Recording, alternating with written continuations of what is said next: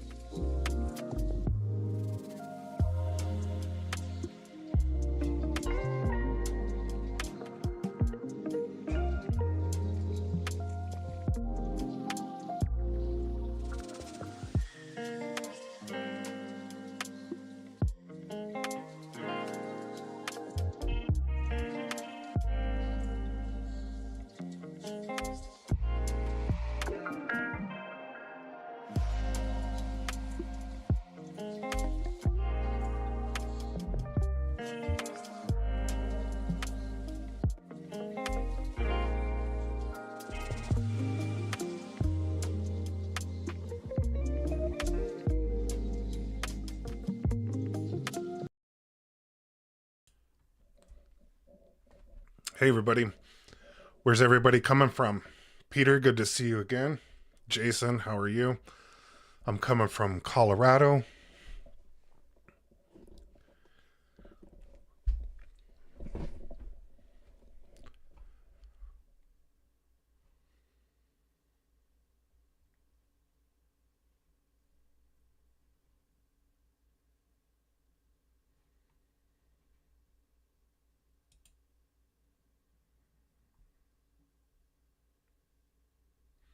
War Acres, Oklahoma.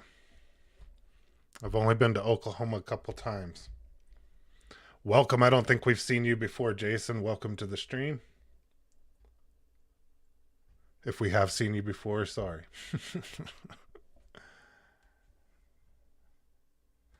All right, so let's get started with some prints. And we have Peter again sent in some prints. Oh, once before, been about a month. Well, welcome back. Danny from Birmingham, Alabama, just ordered a X1 Carbon 5 minutes ago. Awesome. Tomorrow's video is me doing the maintenance on it after 6 months and doing a review for 6 months. So enjoy tomorrow's video. It'll be really good for you, Danny. I have some other good videos that'll be good for you to learn as well. Today, we'll be going over a multicolor print, and I'll show you some different tips and tricks on how to do that. Did you order the AMS, Danny, with it? Hey, the Linden Doctor. So let's go ahead and get into some of the pictures that were sent in, and we have some from Peter again. And I guess the chess set is totally finished now. And for those of you that haven't been joining us, the black pieces here are carbon fiber. The white pieces are the PLA marble. I believe the whole chess set, all the wood and everything, Peter got the wood, used a solar kiln to dry it, and milled it all down and everything. Super cool. Hey, Renee from Boston.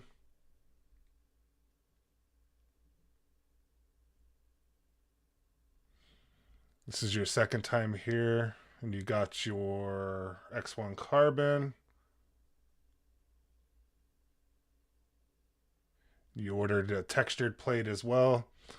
Yeah, the flow calibration LiDAR thing, Danny, doesn't really work so well on the textured plate, but watch my videos on how to calibrate the filament with Orca Slicer, and it works perfect on that PEI plate, and it saves you 7 minutes at the beginning of every print.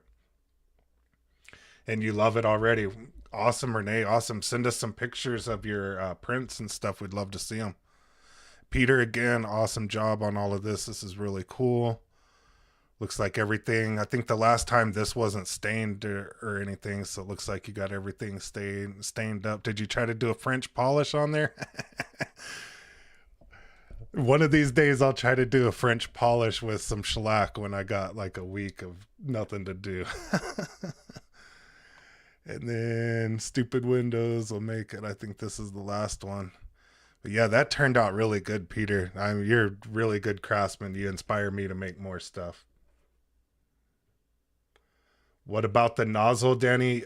Yeah, it says it's compatible with 0.4, but especially on that PAHT, um, it clogs up the nozzle, I find. Mess around with that. Definitely get a couple of, I'm going to show a couple of different things here today, Danny. But definitely get some extra nozzles with that. I use a 0.6 on all of that stuff, but if you really need to make something good, you might want, like with some really fine detail, you want to use that 0.4, but you don't run any other filament through that 0.4 afterwards. It's pretty heavy duty, so make sure you get the 0.6 with it as well. And then D. Simoleon sent us these pictures, but I don't think he'll be able to join us today. This turned out really, really cool. I wanted to ask him if that's just a one roll of filament or if it was a multicolor print. It looks like it's one of those multicolored rolls. This thing turned out pretty cool.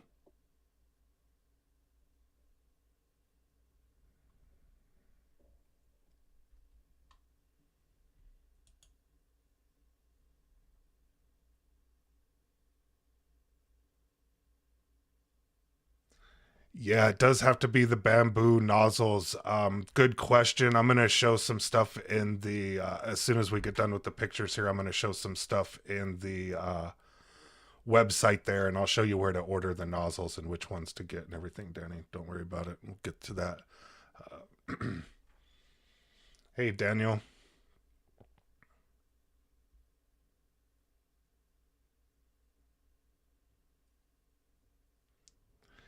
Yeah, Daniel, I've been waiting to try some TPU on my X1 Carbon, but man, I'm dreading unhooking the AMS tube for only one print.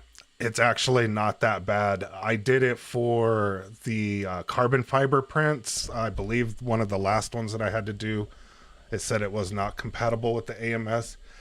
It's actually not that bad. I've been thinking about doing a video on TPU here pretty soon, so maybe the next 2 or 3 videos are already kind of set, but maybe in a few weeks I'll do a TPU video. What I really wanted to do is do a calibration in Orca Slicer with TPU, so I can maybe do that, and I'll go over how to do that easily. But it's not that bad, Daniel. It's not that bad. Don't worry about it. If that's all that's holding you up, don't let that hold you up. It's pretty easy.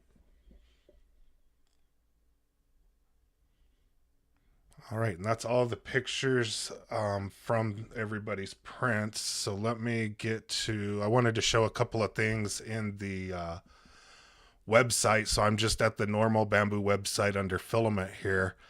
I saw a couple of new things today I thought that were cool. They're starting to put more and more of these colors of the PLA CF. I think I have the red, the blue, and the black of this, but it looks like they added green. Since the last time I looked, they've added a brown metal that looks pretty cool, like a bronze that looks pretty cool. I think last week I had said that I wish they had another color, a marble, and it looks like they added red, which is pretty cool. Looks like they've added a couple of colors of the matte. I really like the matte, and I do like this tough, but that stuff's always out. The other one to look at is they added some really cool bright colors of ABS. So those look pretty cool. And then they added some more sparkle ones in here.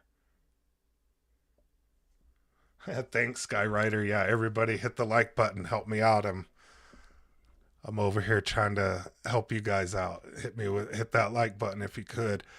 This silk, I've printed a couple of with this silk. I think I'm gonna print like a bender with this gray silk. I have it. That silk looks pretty good as well.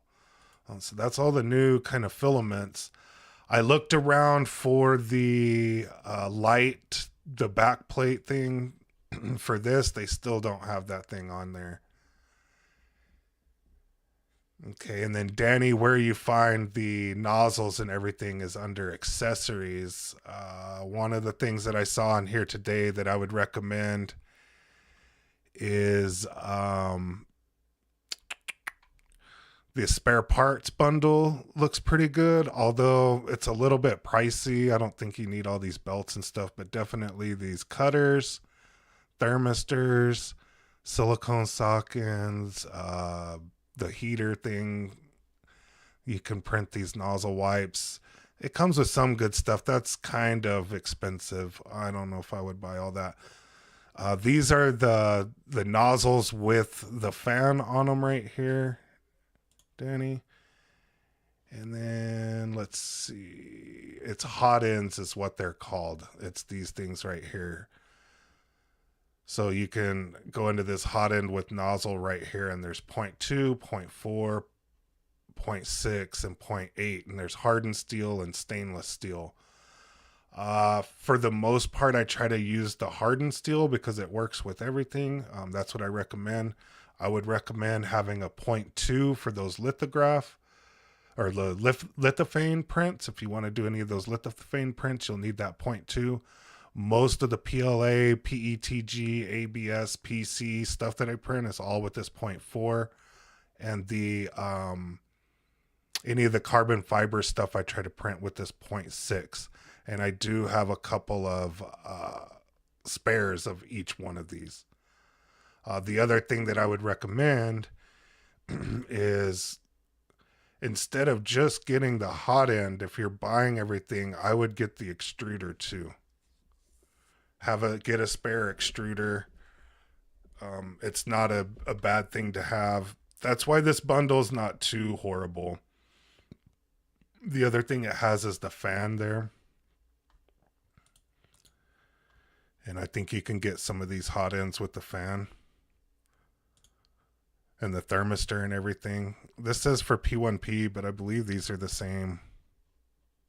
Or maybe they are different. But get a couple of these nozzles with the fan. Yeah, right here. Complete assembly. And this has everything on there. This has the thermistor, the heat thing, and the fan, and the sock, and the nozzle. It's not bad. It makes changing it pretty easy and get one extra extruder there. And you can build a whole thing. And then whenever you need to switch your nozzle, you just take out the 3 screws that it takes to take out the whole extruder, the one little screw to take out the filament cutter, and then it's real easy to change that stuff around.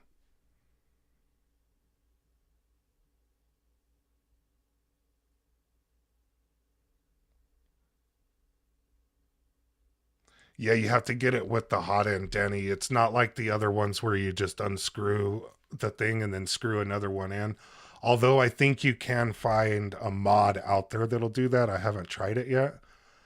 But yeah, it's the whole hot end that you have to purchase with it.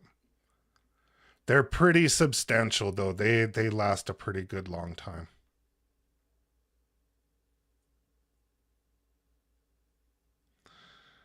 Skywriter says I had a blackout error show up. I could hear the motor in my AMS start, but then stop. I took it all apart and opened a ticket with Bambu. I have a feeling it's the hub until my print is at 89%. Waiting on my AMS internal to arrive and hopefully can resume my print. Oh, you had a print back out. Interesting. So the motor went out, Skywriter.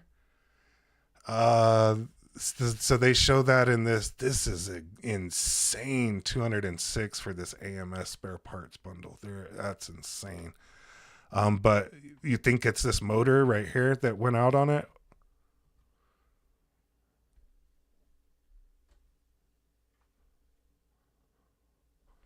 I had this piece right here clog up right next to this spring, and I bought another one of these in case, but some filament got in there, and I just cleaned it out, and that fixed it right away.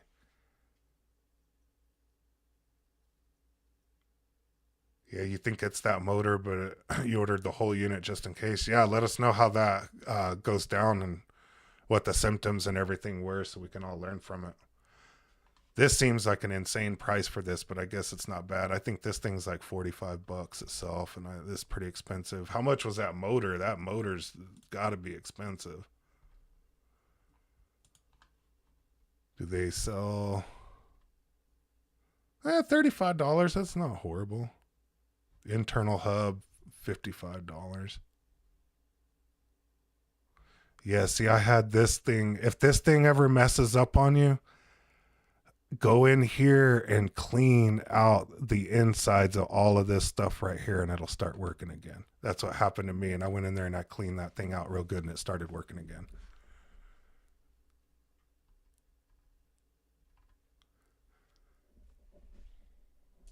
All right, so let's see. Are there any other questions? All right, if you guys have any other questions, let me know. Danny, I hope that helped and got you going with that stuff there. So the next thing that we'll do is go into Orca Slicer. And today we'll do a multicolored print, and I'll do some tips and tricks on the multicolored print, and then we'll let it go and print. So what we'll be printing today, I thought it would be cool to print one of these things. I don't know if you guys have seen these on Thingiverse, but this is a cool little, I don't know, little desk trophy that you can print out. It's pretty cool. It has a couple of different nozzle sizes that you can print it with, a blank, an 8, a 6, or a 4. Just be sure to download the base, the extrusion pile, and then whichever nozzle you want. You don't want all of them. You're welcome, Danny. So we'll print those. So again, I'll have 3 files that I'll be dragging and dropping in here. I think I'm going to do the 0.4 today, as well as these. So we'll get Orca Slicer opened up here. Let me open up the file that has that.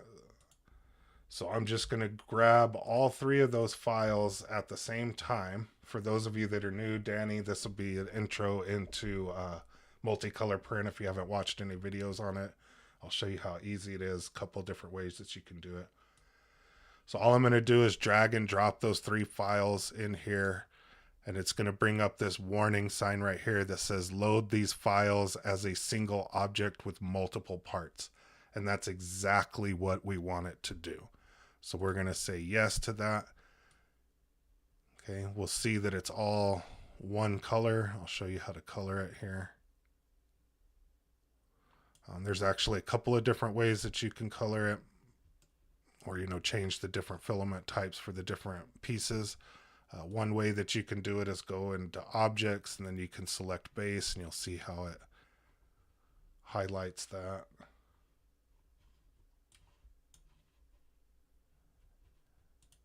Or the extrusion pile, or the nozzle. On the really crazy prints, like the one where I did the Mandalorian or the Baby Yoda and all of that, you can hit this puzzle piece looking thing up here. And what that will allow you to do is explode the print out a little bit. And this will make it easier to color those, 4, 5, 6 color prints, or the prints with a whole bunch of different pieces over here. And what's cool about this is I can just select that piece, and I want that to be yellow. And you'll see that there's yellow with the number 7 right here. And all I got to do is push the number 7. The filament pile right here, let's make that red. And then the base is already this black, so we can leave that there. So this is a pretty handy little thing to kind of explode it out so you can see all the little pieces separately instead of all with the print. So this really helped with like the Mandalorian. And then we'll return back. Okay, so you can move where this pile goes. That's going to make me a liar. You should be able to move where that thing goes. Wow, it's not letting me move anything around. I just downloaded a new version of this glitch matrix. Yeah, it's struggling. I hope it prints. All right, so a couple other things here that you want to keep in mind. Make sure that the build plate that you're using is selected here. Make sure that the right nozzle's here and the right profile is selected here. I like to use this one. We don't need any support. We don't need a brim on this. You always want to check that stuff. If you do need the support, you want to check that. If you do need a brim, if you're printing really tiny things, especially on this PEI plate, it's good to put a brim on them. There's those. And then I did calibrate the Bambu filament with Orca slicers, so I'm not going to do the flow calibration. I will show that for Danny and folks that have a new Bambu that haven't calibrated their filament. I'll show you where you go to do the flow calibration so it'll print right and everything like that. But the easy way to do this, again, I've shown, you know, how to calibrate and save in the Orca slicer videos. So I'm just selecting that filament or that profile for each one of these here. You can hit this button right here and it will sync with what colors are in your AMS. I don't want to do that because it'll put it back to the Bambu profile that will require the flow calibration. So I'm going to use the calibrated, so I'm not going to hit this sync on there. But that's when you reload new colors and everything, that's how you get it to update. All right, any questions on that? Does that make sense? Hopefully. All right, so one other thing that I like to do here is go into flushing volumes. And what this does is this is basically how much of the filament it flushes out, I guess, in between the color changes, right? So it's going to have to do a color change here, and then it's going to need to do another color change here and do all of that. So this is how much it flushes during the whole time. I generally run this at 0.5. So at half the volume. And I'll show you what the difference is here. That's a good thing to know for the new people here. So I'll just hit cancel so it doesn't do anything. We'll see flushing volume is at 1, which is 100%. So what we'll do is y and over the boundary.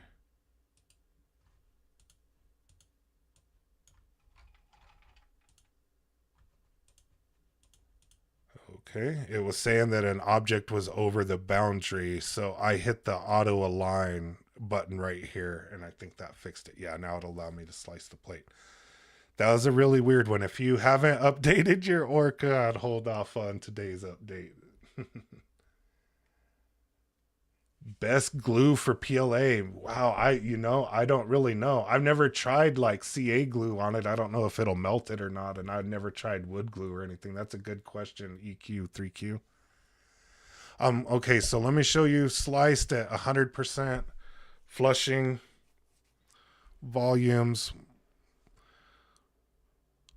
We'll see 11 hours and 17 minutes, and then you can see about 100 grams flushed through there, right? And that's almost half of all of the filament that will be used in flushing it. And that's why it's important to change this. So what I generally do is do 0.5 and then hit this auto calculate and then hit OK. And it will give you a warning that's fine on there. Now we'll slice the plate again. And you can see it saved us almost 30 minutes and almost 20 grams of filament there. I could probably go all the way down to uh, 0.3 on this one because it's darker colors and there's not a lot of color mixes per layer. And that would, eliminate a lot of the flushing time and everything like that. But I generally go with 0.5 on those flushing times. And Jason says CA works fine. That's really good to know.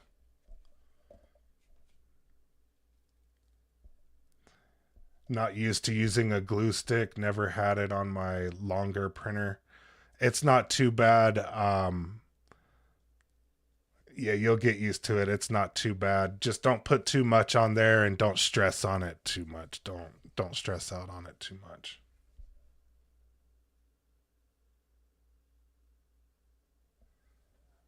That's good to know as well, Skywriter. There's some good videos out there on PLA welding. All right, so we'll go ahead and get this thing fired off here. So I'm going to hit print plate. And here's where you kind of control everything and some things to be aware of. So this is going to show you which colors it's going to use for the print. And this is kind of weird because over here it just has numbers 1, 2, 3, 4, 5, 6, 7, 8. And over here it has A1, A2, and B3. And what this is saying is my first AMS, the first slot, first AMS, second slot, second AMS, third slot. So first slot, second slot. Here's the second AMS, and that is the third slot. The reason why I tell you to pay attention here is if you have like a PLA basic white and a white matte, or a black and a black, or a blue and a blue, sometimes it gets mixed up, and whatever the first black or the first white is over here is the one that shows up over here. I think I have a couple of videos. One of the first live streams like this, I think I ran into this problem as well. So pay attention to which one it's doing there. It is a little confusing because it switches up the numbering from here to over here, but that's what it's doing. Right here is where, if you haven't done the filament calibration, you'll want to hit this flow calibration, and that'll let the LiDAR do its little flow calibration and all of that. Since I have my stuff calibrated, I don't use this anymore. And on the PEI plate, it's hit and miss on if that works or not. This time-lapse thing right here will set the time-lapse to go, so the camera will take a picture in every layer.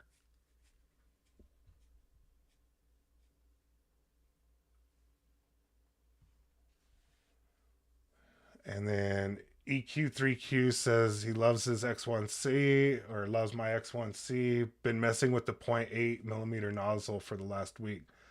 How is that working? I haven't tried the 0.8 millimeter nozzle yet, EQ3Q. Does it print a lot faster? I would imagine it prints a lot faster. But maybe not as dense or whatever, right? You're going to change the layer height, I guess, to 0.4, or what do you change this layer height with 0.8 EQ3Q?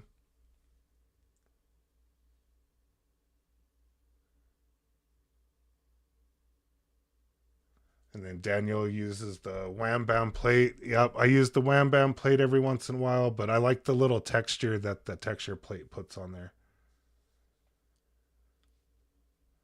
The only issue I had with the Wham Bam was with PETG, and that stuff sticks to the Wham Bam. The Bambu PETG sticks to it big time. It left some marks on my plate. Let's just put it that way. And then whenever you're printing with the spool on the side, so you disconnect the little tube and then you run the filament in that tube, you'll want to uncheck this enable AMS. And if you hover over this, you'll see that disable AMS on the right there. It shows the little spool on the side. That's how you do the TPU. So if you're going to print the TPU, make sure you uncheck enable AMS. Or if you're using one of the carbon fibers that aren't compatible.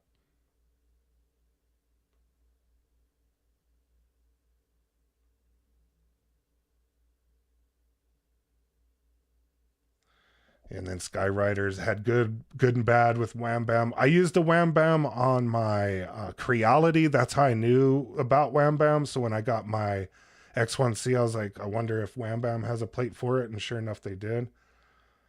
But yeah, I've had good results with the cool plate as well.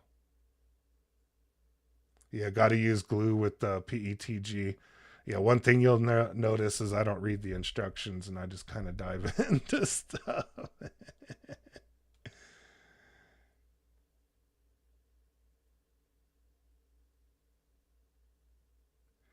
Print speed does start to be limited by the max volumetric flow rate for whatever material you're using.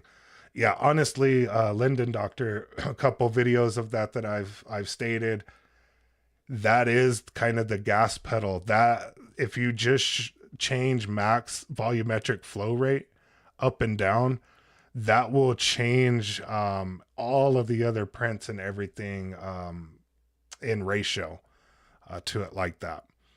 So that if you're having issues with the higher speed prints and everything, and I show that in a couple of videos, you can change that max volumetric flow rate and fix that. I think I might do another video on ludicrous speed and those longer straight runs or whatever. And I did mess with the max volumetric flow rate before, but I think there's some other things that we can do to maybe get it to at its fastest and maybe at least calibrate it at its fastest. Yeah, I need to print a side mount to use an external spool. I don't have enough room behind the printer. I'm in the same boat, Daniel. I printed one off of printables. I think it was fairly easy. All right, so we'll go ahead and hit print on this or hit send on this bad boy right here.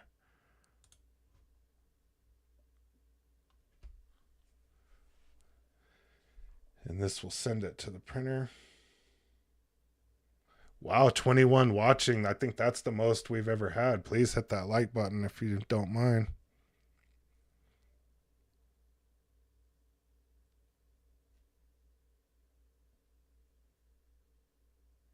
I appreciate everybody watching. Where's everybody coming from?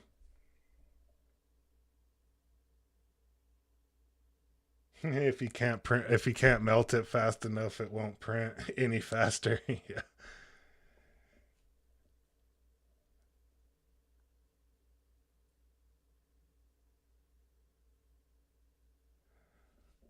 EQ3Q says I've had stuff that took 12 hours or more with the 0.4 nozzle and with the 0.8 nozzle, half hour to 2 hours. That's crazy. I might have to try that with some stuff. But yeah, so this print right here, wow, why is it so hung up? That must be Bambu's cloud hanging up again. This one is a 10-hour print here with the 0.4. So we got Texas, Orlando, Florida, SoCal. Welcome back, Khaled and Skywriter. Atlantic, Canada. Another one from SoCal, Wisconsin.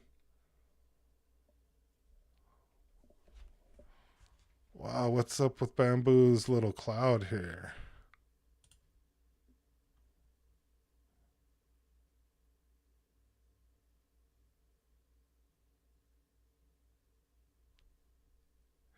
Yeah, see, this happened to me once before where their stupid little cloud got hung up and I thought my printer broke the first time this happened.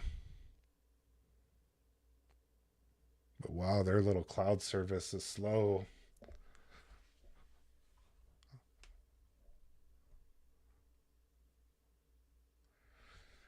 Yeah, EQ3Q. I'm going to have to try the 0.8 nozzle on some stuff. There it goes. Finally, Bambu's cloud.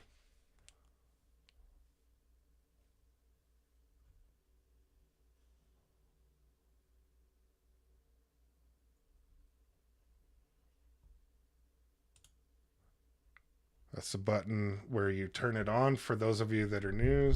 You use Orca as well, EQ3Q. I love Orca.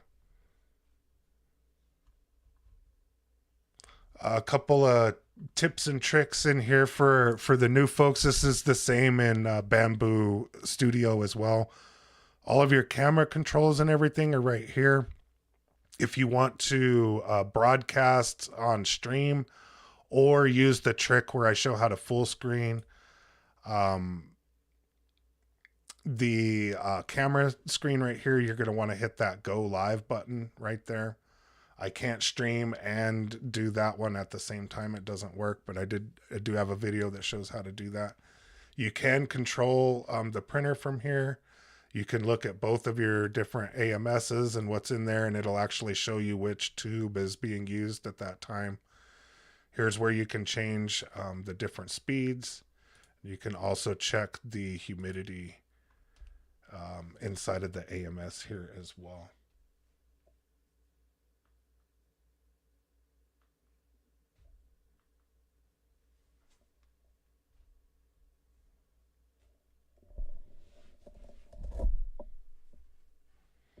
I don't get video in mine for PC. On my Android phone, I can see it. That's interesting.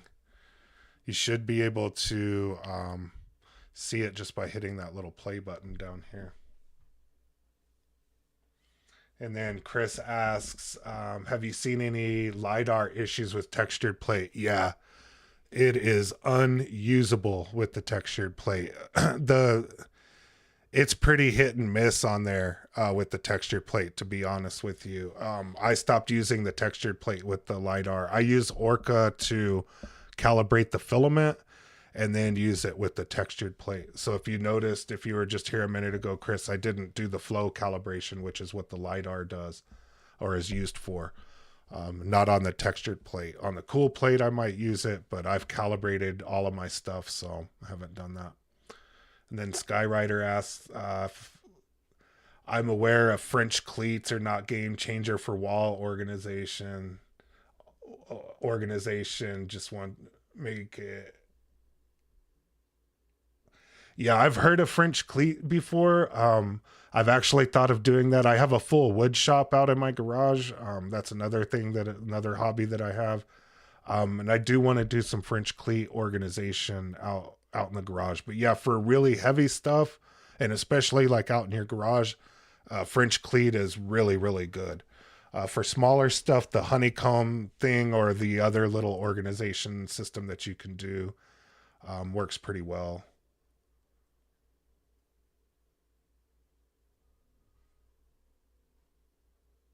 What interesting prints have I done lately? You just finished a Saturn V that turned out nice, and I'm looking for my next print. I've been wanting to do some more characters, like some more cartoon characters and stuff, just for some little knickknack stuff. Mainly what I've been printing lately is honeycomb plates for the new studio, and just different things for the new studio in there, different little knickknack stuff that I need, little trays and stuff like that. Nothing super interesting, but I am looking to do something more interesting. The lithophane is pretty interesting. If you can figure out a way to get a light to the back of it, that may be something to do if you're looking for something cool to print. I would say play around in the lithophane maker with the different colors and stuff, and maybe even play around with the colors that you print with to make it different, come out with some different designs and different colors and stuff. It may be cool.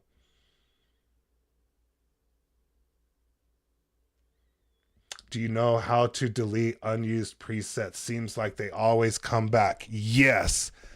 You can even go into the folder. Who asked that?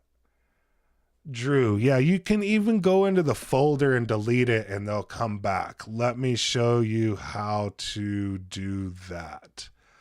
So say I wanted to delete this user preset right here. You hit the X button right there. It's so stupid, Drew. It's so dumb. It took me forever to figure that out. But yeah, you just hit that one. You can't do the system presets that I'm aware of. Yeah, the X doesn't show up for the system presets. But for user presets, if you have a whole bunch of those clogging it up, you hit that little X right there.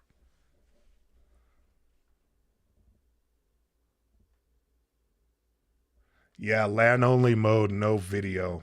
It sucks. It's so stupid. It's that's I put that in the ugly in my review tomorrow, sneak peek at the 6 month review. That's the ugly side of it, is it's cloud only for that. It's stupid.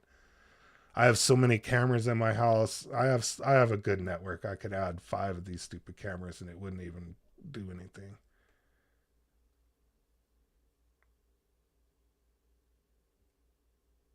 I'm waiting for my X1 to come in on Monday, but does anyone have experience with satin plate? I have not tried satin plate, Humble.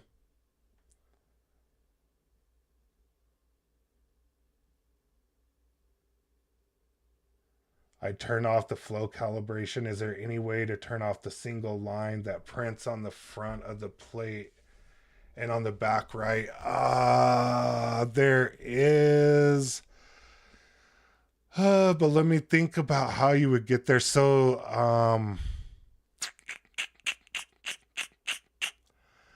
it's in the G code, um, Daniel. Wherever you go for the G code, I forget where you can go in and you can manually adjust the G code in there. Yeah, right here. So where I clicked is right next to the nozzle. You can go in here, and somewhere in the G code here is the yeah, here's the wipe.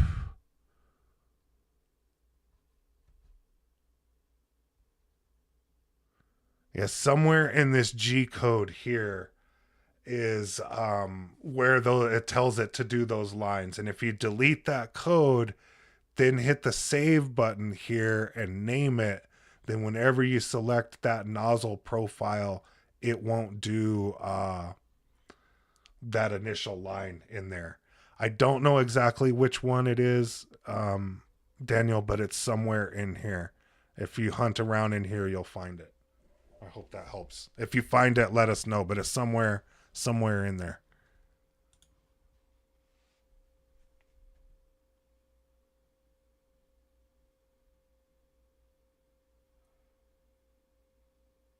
And yes, they do sync the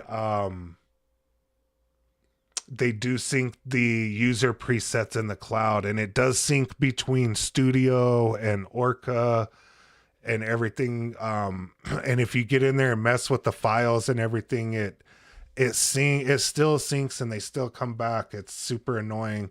The only way that you can get rid of the user ones is by the X right there. And again, even if you try to delete those in the little file that they're in, they come back. It's annoying.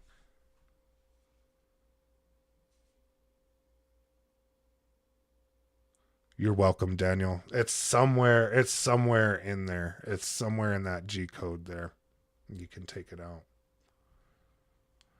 I think there might even be a video on it or a Reddit post or something in there. I saw it at some point where somebody had done that and taken those lines out.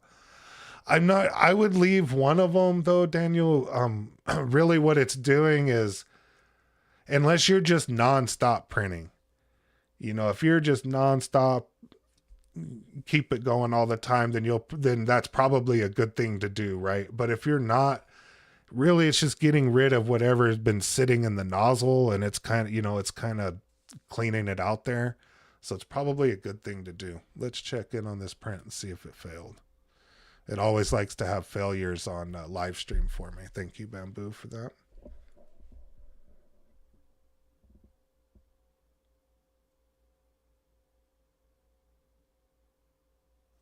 Yeah, hopefully they improve it.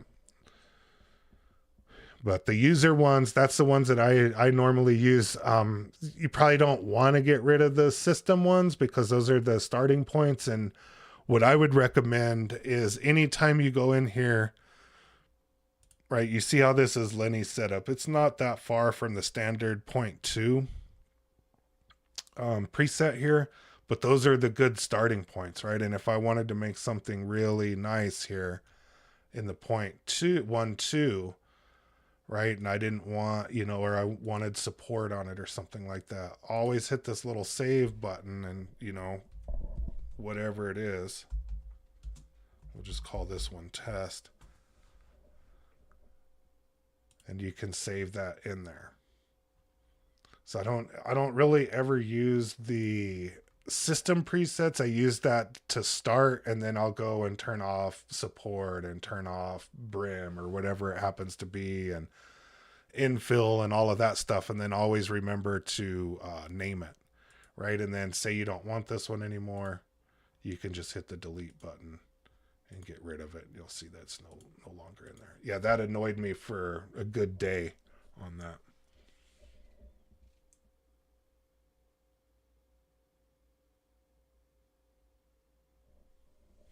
Yeah, EQ, 3Q, you uncheck the flow calibration after we hit print. We did that a minute ago.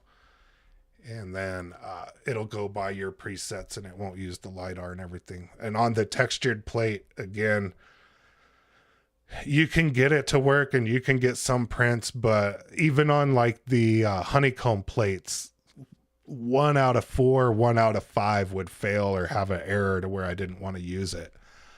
After calibration and everything, I've printed a ton of those things in different colors just using that eSun filament, and I haven't had one fail yet. It's been pretty nice.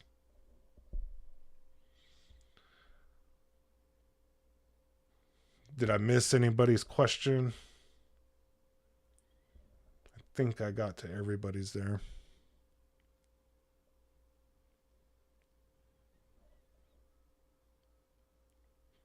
I wish they had better lighting, or well, I guess maybe a better camera lens on the little camera, or a camera upgrade. Even if you try to put more light in it, it has some weird auto exposure on it. It's really hard to see a lot of the prints.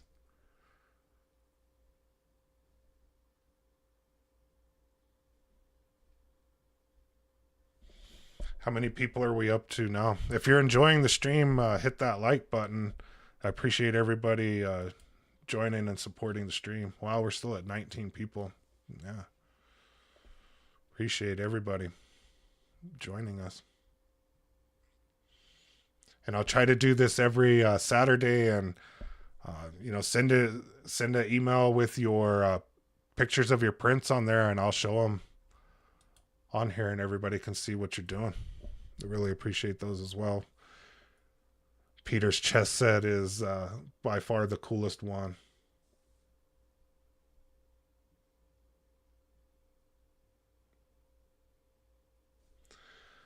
So Skyrider asks, with PETG and multi-parts, do you recommend printing by object or by layer? A few times I did it by layer. I always have a few that fail. So if you have the room, because it does want them to be pretty separated, if you can separate them on the build plate and do print by object, you'll save filament and time, even if you're doing like different colors and everything, because you don't have to flush by every layer. You only have to flush by object. So it saves a ton of time by doing it that way. If you're doing it by a single color, I'm not sure what difference it makes. If you're doing a lot of little parts, especially on the PEI plate, use a brim if you're having some failures on there. Use something to help hold down those smaller parts.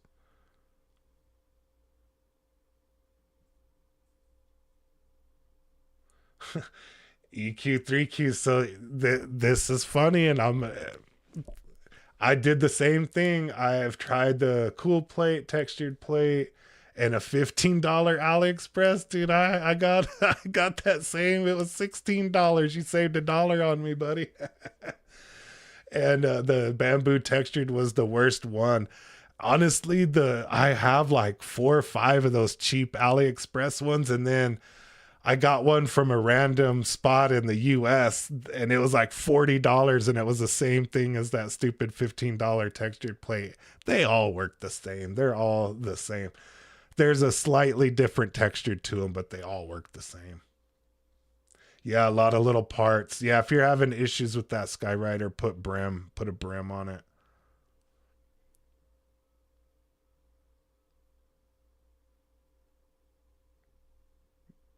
I'm using the cool plate again, peeled the sticker. Has anybody replaced the sticker for like the cool plate or anything yet? I finally had to do one a few weeks ago. It wasn't nearly as bad as I thought it would be. It's actually pretty easy.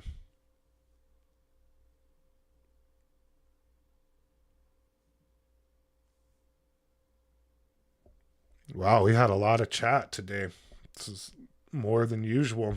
We're coming up on time.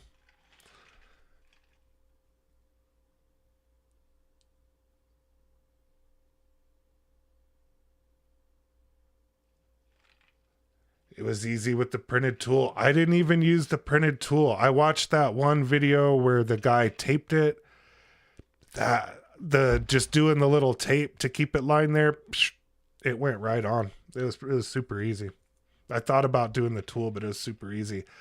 I used to work at Verizon a long time ago, a cell phone store, and I used to be the only one that would dare to do the screen protectors because if you put a bubble in them, you have to replace them or whatever, and especially like on an iPad or a Galaxy tablet or something like that. And so I'm pretty good at putting those things on there like that. But yeah, if you've never done anything like that before, definitely print out that tool and do that. EQ3Q, I'm listening to this while printing. Cool. What are you printing? And Skyrider says, I appreciate these tech talks. Thanks. You're welcome. I'm happy to do these things. It's pretty cool that people want to listen to me.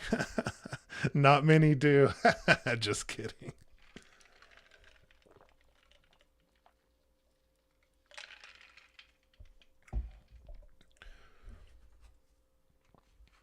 And I'm just a hobbyist on 3D printing. This isn't what I do in real life. I do something equally as nerdy, but kind of on the opposite end of the spectrum.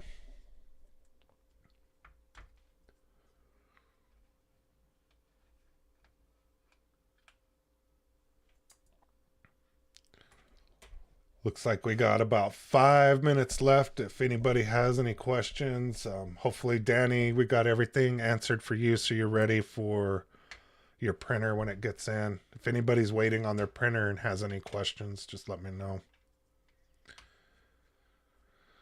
Myself or somebody in the chat will be able to help you out, I'm sure.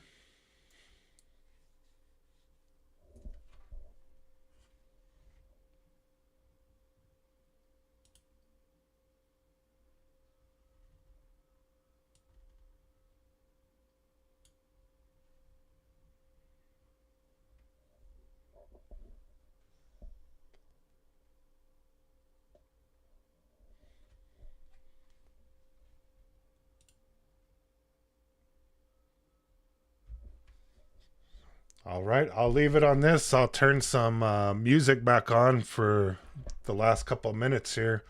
I appreciate everybody. Oh, we got a question. Is the P1P or another X1C better to get? Already have two AMS set, one X1C so far. Me personally, if I were to buy a second printer, it would be the P1P EQ3Q. Reason being, now if you're printing a whole bunch of ABS or PC or something that has to be super hot and you need that enclosure, then it's probably better to get the X1C. But if you just need another printer to whoop some stuff out because you're printing all kinds of stuff, the P1P is probably the better choice to get, in my opinion.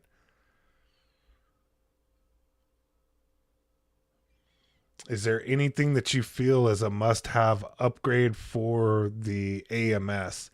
I guess the Hydra upgrade, I've been meaning to do that, but I want to do a video with it, and I've been putting the studio together and painting walls and doing all of that and building tables and stuff. But I guess the Hydra one would be a must have for Humble. And the other one that I would look at doing is you can print out a little thing that goes in the desiccant trays to where you can just use that normal desiccant, the stuff that you can put in your uh, oven and dry it back out or whatever. So those would be the ones that I would look at. If you want to buy some like 2 kilogram rolls or wider rolls, or I think like the Paramount rolls of filament, I think the Hydra works better with those. So that would be an upgrade that I would do with it. And yeah, that desiccant tray one would be another one.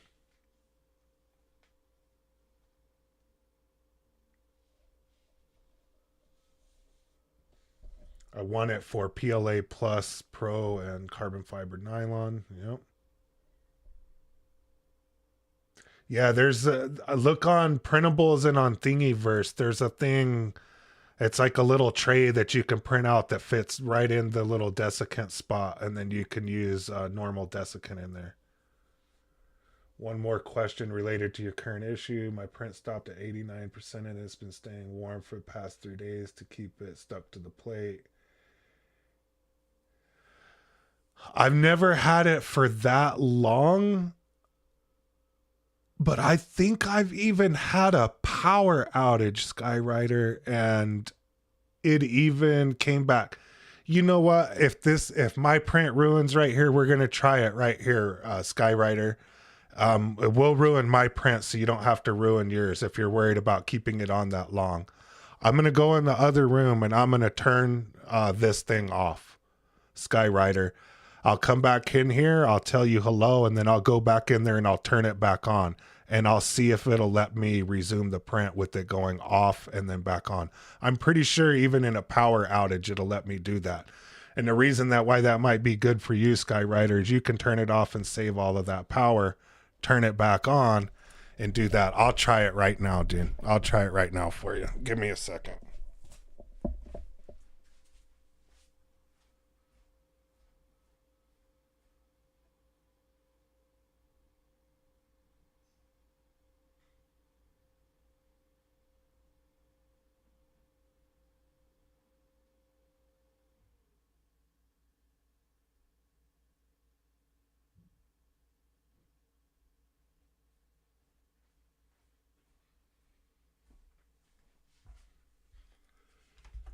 All right, Skyrider, I turned it completely off. As you can see, it paused up and everything in there. I turned it all the way off by the switch. So I'll go turn it back on and I'll see what it tells me on the dial.